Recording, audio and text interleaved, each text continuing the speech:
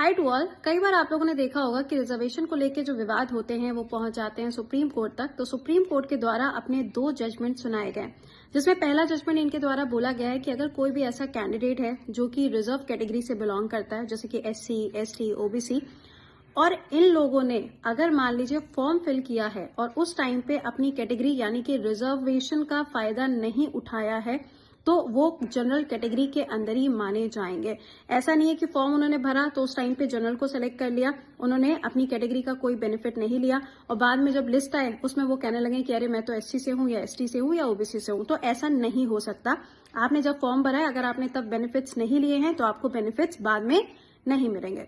दूसरा जजमेंट बोला गया है कि अगर कोई भी पर्सन ऐसा है जिसने पहले बेनिफिट्स लिए हैं, लेकिन मान लीजिए कि वहां पे जब एग्जामिनेशन के बाद में जब रिजल्ट आता है, जो कट ऑफ आती है, अगर सपोज करिए कि कट ऑफ जनरल की कम चली गई, जो कि होता नहीं है, अगर जनरल की कम चली गई और जो रिजर्व कैटेगरी है उनकी जो कट ऑफ है अगर वो ज्यादा चली गई, तो वो पर्सन अपने आप को जनरल कैटेगरी के अंदर आके ये नहीं कह सकता कि भाई मेरी जो कट ऑफ है वो कट ऑफ जनरल के हिसाब से काउंट की जाए। ऐसा नहीं होगा।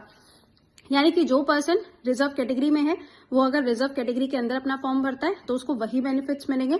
अगर वो रिजर्व कैटेगरी के अंदर अपने फॉर्म को फिलअप नहीं करता है तो उसको जनरल कैटेगरी वाली ही जो चीजें मिलती हैं वही उसको मिलेगी, वही कट ऑफ उसको माननी ही पड़ेगी। उसके बाद में वो चेंजेस नहीं कर सकता।